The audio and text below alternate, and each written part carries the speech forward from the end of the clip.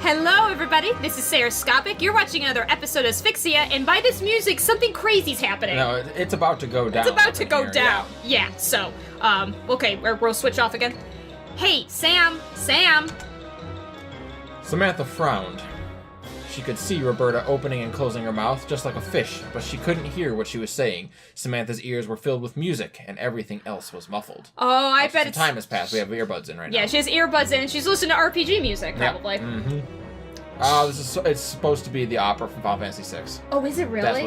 That's what this is supposed to be, I think. Okay. It's not. It's his own take on it, right. But that's what it's based on. I think. Smart. Jeez. Roberta sighed and, with one swift motion, she reached forward and plucked one of the buds out of Samantha's ear. You should still be able to hear it. I know, right? Oh, wait, no, you're Samantha. I'm sorry. Oh, right. Samantha blinked as though waking from a long dream, her lashes trembling.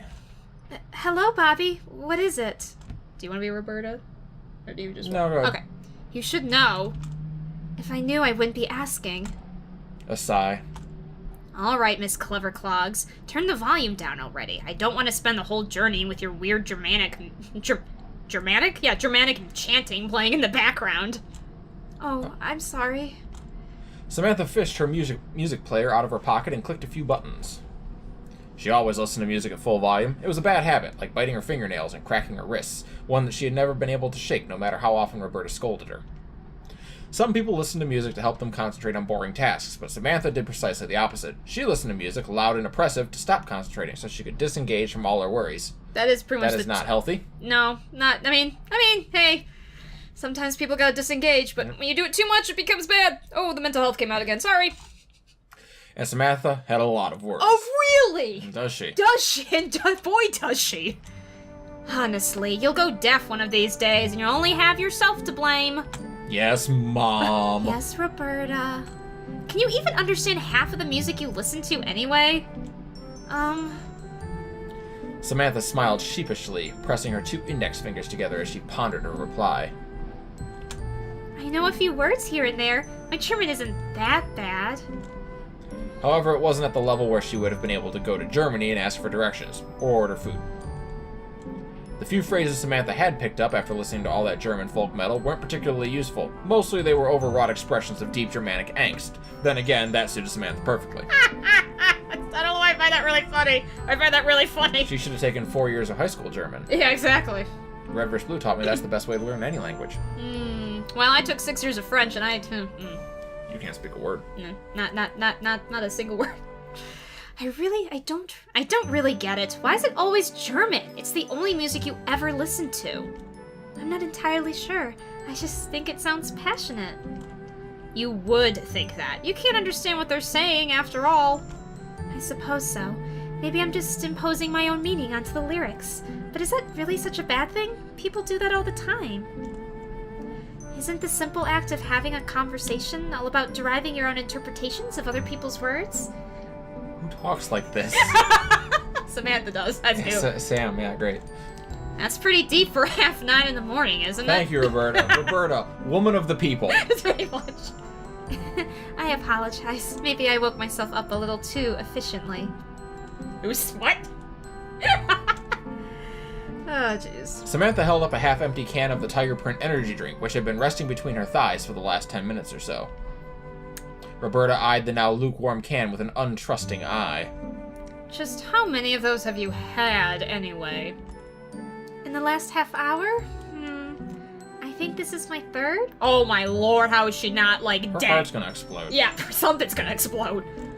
Your third? That's right. Is there anything wrong with that? Roberta stared. Maybe she should have followed Samantha when they stopped at that service station a while back. Samantha obviously couldn't be trusted to make decisions on her own. That's a fact.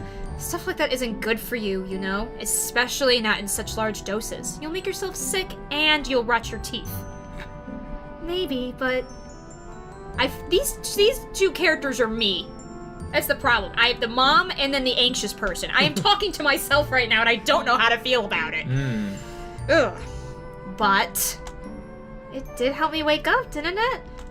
And you wonder why your stomach hurts so often. You're poisoning your body. That's what Lillian says, too. Okay, so her and Lillian are friends. They do talk. They must talk, yeah. Or said, rather, because Lillian did not speak to her. Oh, that's you, sorry. Or said, rather, because Lillian did not speak to her anymore. She came out to Lillian. Oh, that's my guess. No. Samantha winced as though she had been stung. For some reason, Roberta, too, looked disgruntled, more so than she had done when she had been berating Sam for her caffeine addiction. What does Lillian have to do with anything? I just thought, since she always told me off, maybe I should quit. Oh, so you'll listen to what Lillian says, but you won't listen to me? Is that what you're saying? Samantha's grip around the can of drink tightened. It crumpled underneath her fingers, leaving indents in either side. You do know Lillian has no interest in speaking to you again, don't you? It doesn't matter what you say or do now. She doesn't care. Well, I get it has made me wonder what happened. Yeah. I do want to know. Yeah. I know that, but she means a lot to me. And I don't? I never said that, Bobby. You were jumping to conclusions. Samantha bit down on her lower lip. How could she explain herself when she did not fully understand what she meant either? What should she do? Well, we're gonna save. Alright, what should we do? We'll do this will be the nice run. Okay, so apologize. To Roberta. I'm sorry, Roberta. I do value you, really. You have a funny way of showing it. It's difficult to believe such assertions when you so constantly do and say things that make me believe quite the contrary. Oh my god. Alright, keep going. The writing is killing me here. I know that. I realize I'm not the best friend. I'm fickle and flighty, and I either demand too much of your attention or want none of it at all. I'm not particularly good at expressing myself, and when I try to explain how I feel, the words just come out all jumbled up as though they were spoken by somebody else. I really am sorry if I said or did anything to upset you. You know... Samantha's fingers curled into fists, taking handfuls of fabric from her skirt with them. Lillian is my friend, or was, rather. Oh, she's crying. Yeah. Samantha winced, thinking about her friendship with Lillian in the past tense as opposed to the present was still upsetting, even now. But you are my friend too. Please forgive me. I know you have to put up with a lot, and I realize it can be incredibly annoying. You really can. You're the most annoying person that there is. Jeez. I know. It's the only area I excel at, really. She's smiling. That must be a thing. Roberta tried to remain aloof, but she could not. Samantha's wry comment slipped through a crack in her armor and, unbidden, raised a small smile to her lips. Well, they do say if you have it, you should flaunt it. In this case, however, I would not recommend it. I'll do my best, but I've precious little else to flaunt. Was that a boob joke? I think so. Oh. In the end, maybe being annoying really was the only talent she had. Jeez. Now that was a depressing thought. The game's saying what we're all thinking. Yeah, pretty much. Oh, hey! I'm finally free! Samantha couldn't help but note that DeQuincy sounded a great deal more chipper than she had looked on the coach earlier. DeQuincy's smile was wide, her eyes sparkling. It seemed she had already recovered from poor Hana's untimely death. Samantha sighed. Why had she assumed there was something gravely wrong with DeQuincy anyway? Lillian was right. She really did have a morbid imagination, always assuming the worst like that. All right, DeQuincy, don't go running off on your own. I am a teacher, not a shepherd, and I have no desire to hunt down any errant students who may stray from my flock. Yes, miss. And the same goes for the rest of you. Miss Pope turned to face the congregation of St. Mary's students, her hands on her hips. If any of you get lost, I am not going to trouble myself over it. You are not in primary school anymore. You are old enough now to take some responsibility for your actions. Yes, miss. A dull chorus of voices answered back, fronted by DeQuincy.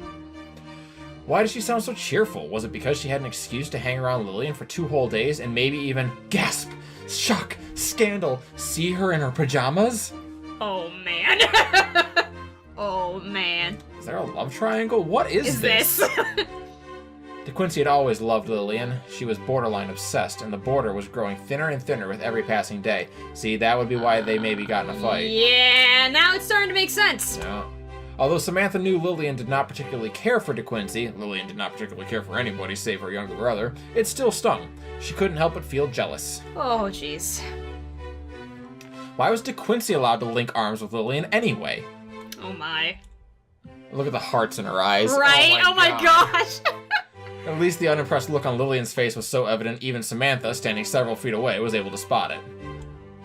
Though Samantha couldn't hear what Lillian was saying, she saw the blonde girl shake De Quincy away, as one would remove a spider from the sleeve of their cardigan. Yep. Lillian's efforts, however, were in vain. As soon as she managed to free herself from De Quincy, the girl started clinging to her arm again like a second skin. Wow. Why are you being so cold, Lily? I thought we were friends. Miss De Quincy. De Quincy jumped. Yes, what is it, miss? Far be it from me to criticize your youthful zeal, but I fear you may be distracting some of your classmates. Could you please keep your hands to yourself? De Quincy's cheeks turned light pink. She smiled bashfully and dug the tip of her shoe into the ground, tracing semicircles into the dirt.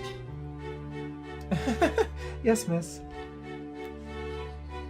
As Miss Pope lectured De Quincy on her poor conduct, Lillian took this as an opportunity to disentangle her arm from De Quincy's and walk away. Every time you laugh, I just keep hearing Flowey's laugh, and it's very disturbing. No, when you get there... Oh my gosh.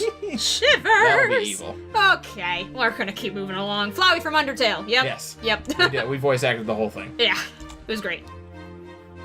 And while we're on the subject, something else is bothering me. Why do you never button up your shirt? Why is your navel showing? Why are your tits showing? Yeah, there's a lot. I think that's the least of your problems. They go to a religious school? Yeah. Okay. Look at this girl scandalously showing a little bit of collarbone there. Holy crap. My. Well, I suppose it's because I'm opposed to the fastest system that's keeping all us students squashed underfoot. I want to show everyone I'm not just another cog in the machine, you know? Oh no. Ugh. Well, I applaud your efforts. School is not, as many teachers will try and tell you, a place young people go to nurture their unique talents. Wow! It's not? Okay. Yikes. It's a place where young people are sent against their will so they can learn how to follow orders and do as they're told. Okay, Miss Pope. Teacher of the year? Yeah, it's okay. Holy crap. Ooh, yikes.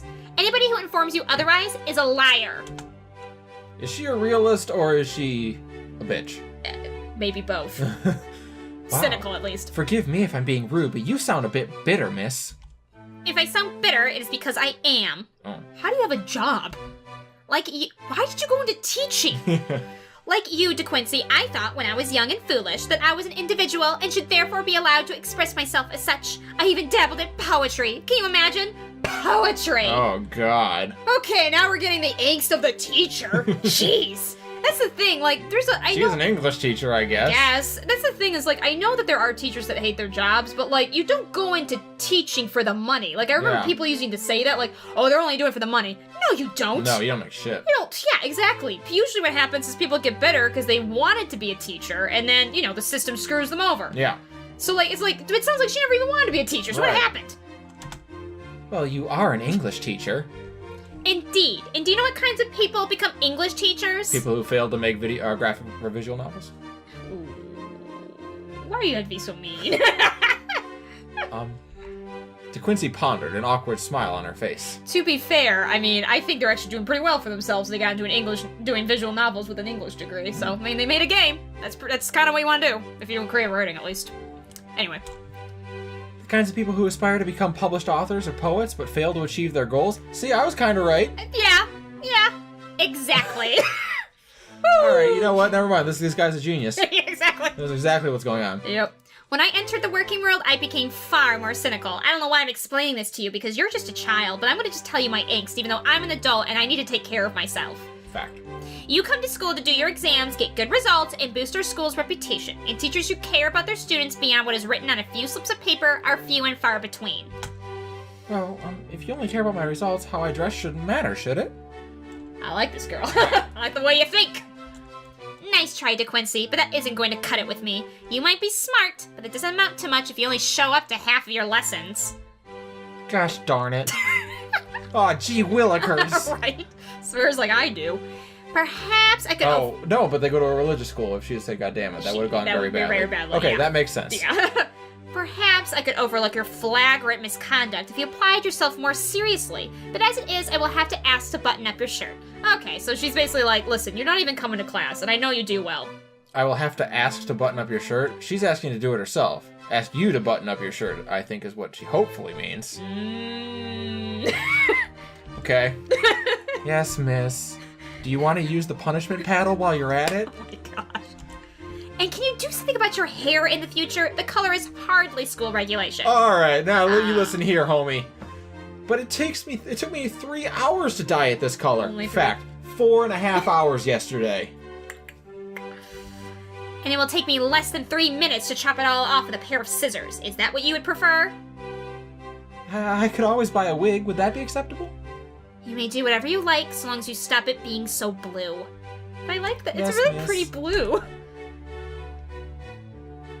I do like the art in this game, I will say. Yeah, it's better than Creepy Girl on the cover was. Yes. Finished with the rebellious De Quincy, Miss Pope turned her eagle eye towards Samantha. Samantha was straggling along at the rear of the group, her face pale, one hand on her stomach. From a distance, she almost looked like a wounded war hero, limping away from the carnage of the battlefield to find an undisturbed place to die. Jeez. On closer inspection, however, she looked like what she truly was, a foolish girl who had ingested far too much caffeine far too quickly and now was suffering the consequences. Miss Pope, being Miss Pope, had no sympathy. Yeah. Here we go. Samantha had been making these tortured noises for the past 10 minutes or so. Each small utterance that escaped her lips was invariably coupled with a gurgle from her stomach. Yikes. She wasn't going to be sick, was she? She really sincerely hoped she wasn't. Not on her geography field trip in front of her class. That would be so humiliating. Roberta looked at her, half sympathetic, half smug. It seemed she had gotten over her momentary irritation on the coach, perhaps because Samantha now looked so dreadful. Are you alright? I feel like I'm going to be sick. Well, I did warn you. Look how happy she is about it. I know, right? By that point, it was already far too late. You look even sicker now than you did when you drank all that absinthe. Alright, so we're going to revisit our age guess here. Yeah. 16, they're drinking absinthe? Absinthe? They're chasing the green fairy? I don't think so. Oh, I've never even had absinthe. Unless it was mixed in something. Oh my god. Yikes! Don't even talk to me about absinthe. I've learned my lesson. I really thought I was going to die back then. I even started to write out my will. When you could have. That's the thing. Good Lord, absinthe will kill you. Of course, that only made me feel even more terrible when I realized how few friends I have to distribute my unimpressive amount of personal belongings with. Said a sick person. Yes. How nice. It was the exact opposite of nice. I felt awful. Then why did you drink it? Because I'm young? I want to try new experiences? Broaden my horizons? Strengthen my mind? Fair. Or dull it at this point? But all you strengthened was your gag reflex. Well, some good training for that, too. Sorry. When Rob came out. Yeah. That was the inner Rob. Samantha wrapped her arms around her stomach even tighter and hiccuped. It was a hiccup that brought with it the strong taste of bile, sharply acidic, and she had to swallow it back down with tears in her eyes. I hate when that happens. Yeah, I hate when that happens. Even though she had finally made it back to her beloved countryside, she could not bring herself to enjoy her surroundings. Partially, that was because of her stomach, but it could have also been the miserable weather. It was an overcast March day, and the sky was dark and cloudy, promising rain. The wind was cold, stinging Samantha's cheeks so they turned red. The ground was at a steep incline, and walking up it was tiring. The constant thud, thud, thud of Samantha's feet as her shoes met the uneven earth made her stomach gurgle even more. Oh, good. We get to see a cloud page. She had to keep going. 1 foot in front of the other. 1 foot in front of the other. 1 foot... Hey! Samantha blinked, tugging anxiously at the hem of her skirt. Oh, it's Lillian. It's Lillian. The person standing before her was the very last person she had expected to see. It was Lillian. Roberta frowned, looking at Lillian in much the same way as a disaffected medical student, bored from endless dissections, might regard a corpse. Whoa! Okay! Maybe we will save this part for next time. Yeah, We're getting probably. close on time. This seems to be going to be a long conversation. Yep, so it could be. let's see what Lillian wants to talk about, and we'll go from there. Hope you guys are enjoying this, and remember, peace, joy, love, and koi, everybody.